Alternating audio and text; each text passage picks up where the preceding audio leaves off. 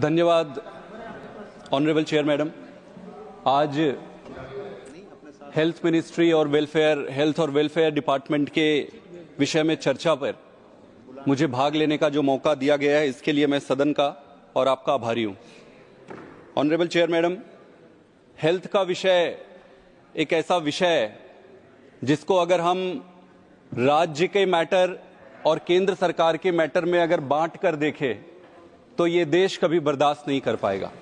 हमारे बच्चे, हमारे परिवार के लोग इस भावना से प्रताड़ित होते रहेंगे। इसलिए यह विषय किसी राज्य का नहीं है, यह विषय सिर्फ केंद्र का नहीं है, यह विषय इस पूरे देश का है। ऑनरेबल चेयर सर, इससे पहले कि मैं आगे की बात रखूं, मैं 2-3 चीजें आपके समक्ष लाना चाहता हूं। 2014 में गवर्नमेंट रन मास स्टरलाइजेशन कैंपेन छत्तीसगढ़ में 10 महिलाओं की मौत हो जाती है। पहले दिन वो सर्जरी कराकर जाते हैं, घर पहुंचने के बाद उनकी मौत हो जाती है। गोरखपुर के बीआरडी मेडिकल कॉलेज में 63 बच्चों की मौत हो जाती है। कारण क्या है कि ऑक्सीजन की जो सप्लाई है वो बंद हो जाती है, ऑक्सीजन कम पड़ जाता है। इसी हॉस्पिटल में 2016 में टोटल 5000 से ज्यादा बच्चों की मौत होती है। इसी हॉस्पिटल में एक साल पहले 2014 में 6000 से ज्यादा बच्चों की मौत होती है। ऑनरेबल चेयर सर, आप नांदेड़ के सरकारी हॉस्पिटल में देखें कि एक दिन में 33 लोगों की मृत्यु होती है और उनमें से 12 बच्चे होते हैं। कारण क्या होता है? कारण यह है कि मेडिकल स्टाफ है वो सफिशिएंट नहीं थे, डॉक्टर्स अवेलेबल नहीं थे, दूसरे डिस्ट्रिक्ट से रश आ गया। ये आज भारत देश की हेल्थ व्यवस्था या सिस्टम की एक पिक्चर है जो हम सबके सामने है। इससे मुझे लगता है कि हम सबको अपराध बोध से ग्रसित हो जाना चाहिए। और अगर हमें अभी भी इस बात का खुद पे ये नहीं है कि दुख नहीं हो रहा है, तो मुझे लगता नहीं है कि हम इस काबिल हैं कि इस देश को एक अच्छा स्वास्थ्य और एक अच्छा परिवार दे पाए। ऑनरेबल चेयर सर, निश्चित रूप से इन परिस्थितियों से निपटने के लिए सरकार कोई टारगेट बनाई होगी। अगर टारगेट बनाए हैं तो कोई प्लानिंग किए होंगे। अगर प्लानिंग किए होंगे तो उस पर कुछ बजट दिए होंगे। अगर बजट दिए होंगे तो उसका एग्जीक्यूशन करने की प्रक्रिया शुरू किए होंगे। क्या वो टारगेट सफिशिएंट है? क्या वो प्लानिंग सफिशिएंट है? क्या वो बजट सफिशिएंट है? क्या एग्जीक्यूशन सफिशिएंट है? ये प्रश्न है जिसके बारे में आज हम सब डिस्कस कर रहे हैं। मैं फिर से ये कहना चाहता हूं कि आज का ये डिस्कशन पक्ष या विपक्ष के प्रिज्म पे ना होकर देश के पक्ष में होना चाहिए। ऑनरेबल चेयर सर, 2017 में सरकार एक नेशनल हेल्थ पॉलिसी लेकर आती है। इस पॉलिसी में यह बताया जाता है कि भाई इस देश में रहने वाले हर एक व्यक्ति को अच्छी और क्वालिटी वाली हेल्थ मिले, यही फ्रेमवर्क था पूरा। इसमें आप अगर देखेंगे कि सरकार ने एक प्लान बनाई। इस प्लान में 2 प्रमुख पैरामीटर्स थे। एक तो था नेशनल हेल्थ मिशन और दूसरा ये लेकर आए आयुष्मान स्कीम लेकर आए। नेशनल हेल्थ मिशन का क्या आइडिया था? नेशनल हेल्थ मिशन का आइडिया ये था कि केंद्र सरकार नेशनल हेल्थ मिशन के माध्यम से सरकारों को इंफ्रास्ट्रक्चर डेवलपमेंट करने के लिए पैसे देगी और ये पैसे प्राइमरी हेल्थ सेंटर और सेकेंडरी हेल्थ सेंटर जो जिला अस्पताल होती है उसके इंप्रूवमेंट के लिए होनी चाहिए। आज स्थिति क्या है? आज स्थिति अगर ये देखें, किसी भी आप पब्लिक हॉस्पिटल में चले जाइए, जिला में या प्राइमरी हेल्थ सेंटर में, या तो हॉस्पिटल ही नहीं है। अगर हॉस्पिटल है तो डॉक्टर नहीं है, अगर डॉक्टर है तो दवाई नहीं है, अगर दवाई है तो टेस्टिंग नहीं है, और अगर ये सारी चीजें उपलब्ध है तो वहां भर्ती करने के लिए बेड अवेलेबल नहीं है। और ये किसी एक राज्य की स्थिति नहीं है, ये पूरे देश की स्थिति है। ऑनरेबल चेयर सर, अगर इसको मैं क्वांटिफाई करूं बड़े सिंप्लीफाइड, मैं ज्यादा नंबर्स नहीं देना चाहूंगा, ये पूरी परिस्थिति को अगर मैं क्वांटिफाई करना चाहूं तो क्वांटिफाई करने के लिए एक ही चीज कह सकता हूं कि सरकार ने अपने खुद का एक सर्वे कराया। इस सर्वे में ये कहा गया सभी हेल्थ इंस्टीट्यूशन को कि भाई अपना सेल्फ असेसमेंट करो। जब सेल्फ असेसमेंट किया गया तो ये पाया गया कि 80% से ज्यादा जो पब्लिक सेंटर्स थे, हॉस्पिटल्स थे, छोटे बड़े, वो फिट थे और अनफिट थे और सब स्टैंडर्ड थे। 80% से ज्यादा सब स्टैंडर्ड इंफ्रास्ट्रक्चर के साथ हम अपना ये नेशनल हेल्थ पॉलिसी चला रहे हैं। और ऑनरेबल चेयर सर, एक अच्छी बात रही सरकार की कि सरकार ने IPHS और NQS ये स्टैंडर्डाइज देने का या रेटिंग देने का एक पैमाना है।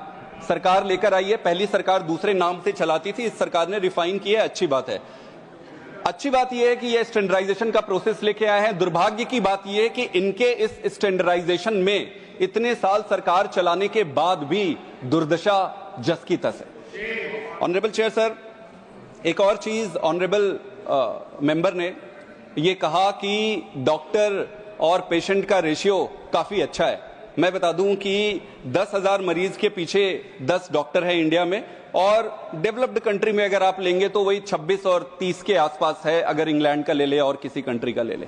लेकिन आपको यह समझना पड़ेगा कि आप डेवलप्ड कंट्री के रेशियो और पेशेंट के कंपेयर नहीं कर सकते। वहां पे यूनिफॉर्मिटी है, मतलब शहर में भी उतने यही रेशियो है, गांव में भी है। हमारे देश में स्थिति यह है कि शहर में तो ओवरक्राउडेड है डॉक्टर्स का, गांव में आप जाते जाएंगे तो वहां पे स्कैर्सिटी है, वहां पे है नहीं।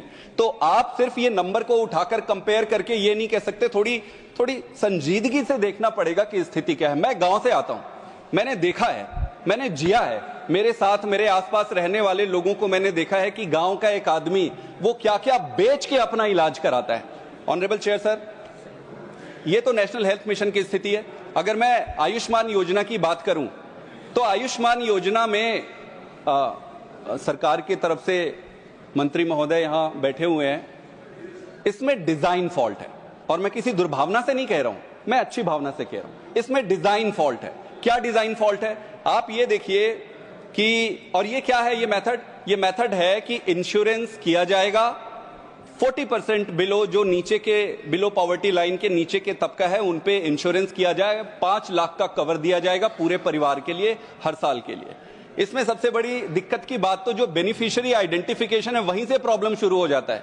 जो 10 करोड़ के आसपास ये बेनिफिशियरी इनलिस्ट किए हैं, अगर उसको पॉवर्टी लाइन से अगर आप मैच करते हैं, सरकार नहीं किया, अच्छी बात है, सरकार नहीं किया, मैं डेफिशिएंसी बता रहा हूं, तो सिर्फ 2 करोड़ ऐसे लोग मिले जो एक्चुअली में बिलो पॉवर्टी लाइन में आते थे, बाकी का मैच नहीं हुआ। फिर सरकार ने पॉलिसी डिसीजन लिया कि ये मैचिंग में मत पड़ो, काम बिगड़ जाएगा, जो आते जा रहा है उसका करते जाओ। तो सबसे पहली दिक्कत तो यहीं पे है। ऑनरेबल चेयर सर, सीएजी के रिपोर्ट में लैक्स ऑफ फॉल्टी और फ्रॉडुलेंट नेम इस पे मिला। दूसरा, इसमें सबसे बड़ी खामी अगर आप देखेंगे तो हॉस्पिटल इम्पैनलमेंट का है। ये इस पूरे देश का ही नहीं, पूरे विश्व का एक ऐसा अजूबा इंश्योरेंस स्कीम है जो मरीज को ध्यान में रख के नहीं बनाया गया है, अस्पताल को ध्यान में रख के बनाया गया है। कैसे, मैं आपको बताता हूं। ज्यादातर स्थिति में सर सीरियसनेस ले आते हैं, sir seriousness. Sir, honourable chair sir,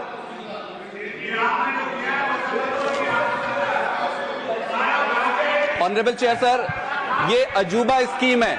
आज तक जितने भी इंश्योरेंस स्कीम उठा लीजिए, सारे इंश्योरेंस स्कीम ऐसा होता है कि इंश्योरेंस हॉस्पिटल को देखकर किया जाता है। ये ऐसा स्कीम है जिसमें बीमारी पे इंपैनलमेंट होती है। मतलब कोई अस्पताल ये कह सकती है कि भाई मैं सिर्फ आंख का करूंगा, मैं बाकी चीज का नहीं करूंगा। कोई हॉस्पिटल ये कह सकती है कि मैं पेट का करूंगा, मैं हाथ पैर का नहीं करूंगा। तो जो इंपैनलमेंट है बीमारी के आधार पर है। आप सीजीएचएस ले लीजिए, इसमें हॉस्पिटल के हिसाब से होता है। आप प्राइवेट इंश्योरेंस ले लीजिए, हॉस्पिटल के। क्या कोई आदमी हॉस्पिटल में भर्ती होने के बाद उसके सर्जरी के लिए खुला पड़ा है और वो अचानक कोई प्रॉब्लम आ गया आंख में, तो वो बोलेगा कि भाई करा लो, मेरे पास 5 लाख है। बोले भाई साहब, आपका इस पे नहीं होता है, आप अभी बंद करवाओ, सिलवाओ पेट को, या दूसरे हॉस्पिटल जाओ या प्राइवेट में पैसा लाओ, आउट ऑफ पॉकेट कहते हैं ऑनरेबल चेयर। तो इसमें बड़ा डिजाइन फॉल्ट है। इसके अलावा एक और इंटरेस्टिंग चीज अगर आप देखेंगे कि इसमें हॉस्पिटल में एक और प्रॉब्लम है। जो मैच्योर्ड सिस्टम होता है, मैच्योर्ड सिस्टम क्या होता है? मैच्योर्ड सिस्टम में ऑपरेशन या बड़ी सर्जरी तब तक नहीं करते जब तक जरूरी ना हो।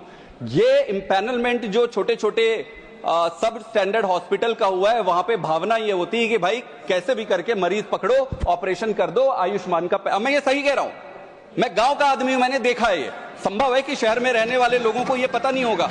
तो और जो इंपॉर्टेंट सर्जरी है, ऑनरेबल चेयर सर, जो इंपॉर्टेंट सर्जरी हार्ट से रिलेटेड, उसमें 8,000 रुपए एक सर्जरी होता है। तो जो इंपॉर्टेंट सर्जरी जो होनी चाहिए वो हो नहीं सकती। जिसको दवाई से आप ठीक कर सकते हो, वो वहां पे खींच के उसको ऑपरेट कर दिया जाता है। ऑनरेबल चेयर सर, प्लानिंग और क्लैरिटी में मैं एक चीज कहना चाहूंगा कि भाई देखो, इस देश की पूरे सोशियो इकोनॉमिक सिस्टम को 3 चरण में आप बांट सकते हैं, lower income group, middle income group और higher income group. Lower income group के लिए आप नेशनल हेल्थ मिशन लेके आए, सरकारी सिस्टम को आप, अभी मैं सिर्फ प्लानिंग और आपके आइडिया की बात कर रहा हूं, क्या हुआ है वो अलग बात है। नेशनल हेल्थ मिशन में सरकारी अस्पताल को आप ठीक करना चाह रहे हो, वो किसको कैटर करेगा? वही लो इनकम ग्रुप वालों को करेगा। उसके बाद आप आयुष्मान लेकर आए, इंश्योरेंस स्कीम, वो किसको कैटर कर रहा है? लो इनकम ग्रुप को। मिडिल क्लास को क्या होगा?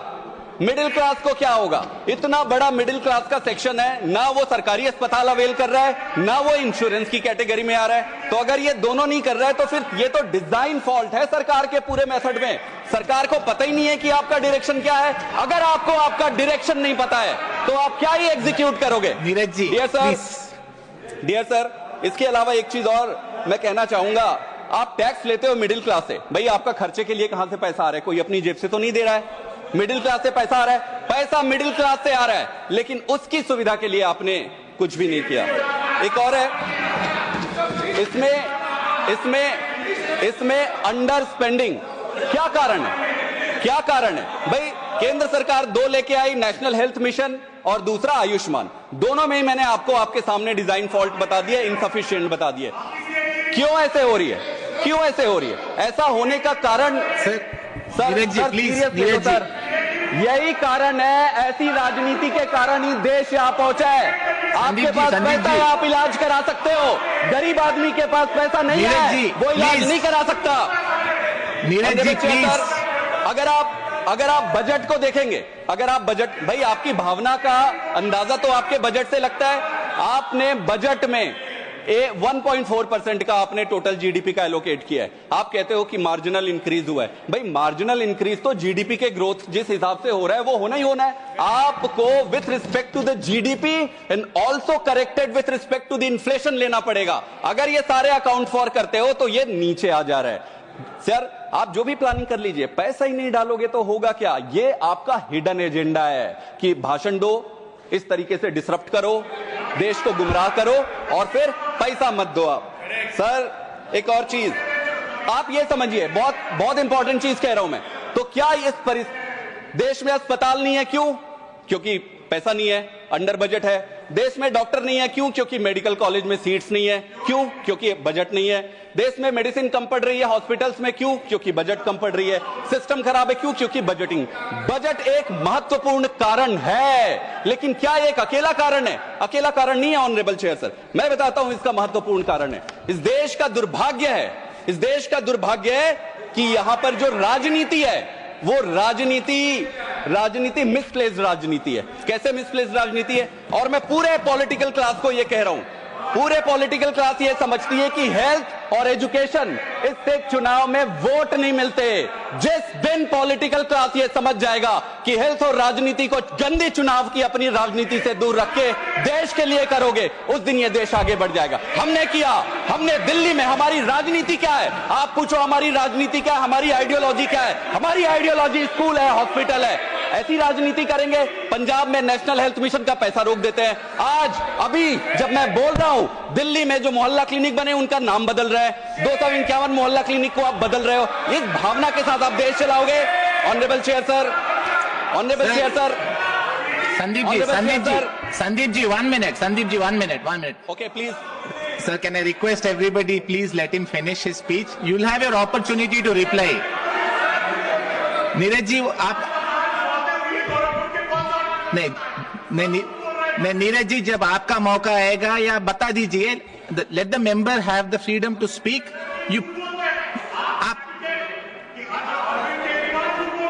नीरज जी, मेरा आपसे विनती है कि जब आपका मौका आएगा आप बता दीजिए सच क्या है, आप उनको बात करने दीजिए। वो पॉज करें ना। Sandeep ji please continue. Thank you sir, I request please let the member finish.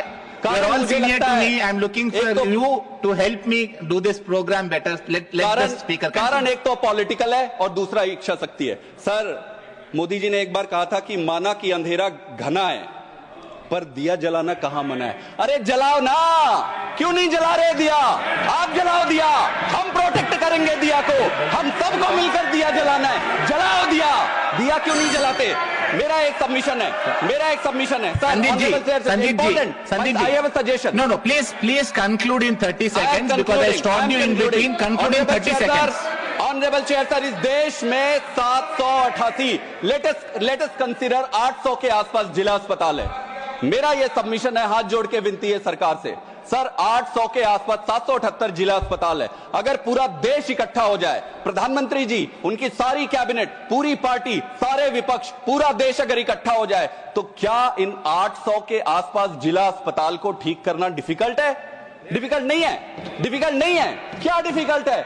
मेरा एक और सबमिशन है, do not make multiple parallel schemes. आपके स्कीम्स तब तक सफल नहीं होंगे जब तक उसको एग्जीक्यूट करने के लिए यूनिट्स रेडी नहीं होंगे। आप पहले कैपेसिटी बिल्ड करिए, आप पहले छोटे डिस्ट्रिक्ट हॉस्पिटल को ठीक करिए, प्राइमरी हेल्थ सेंटर को ठीक करिए, फिर आप स्कीम्स बनाइए। Thank you very much sir, thank you very much. Thank you Sandeep ji. Please हमारे चैनल को लाइक एंड सब्सक्राइब कीजिए।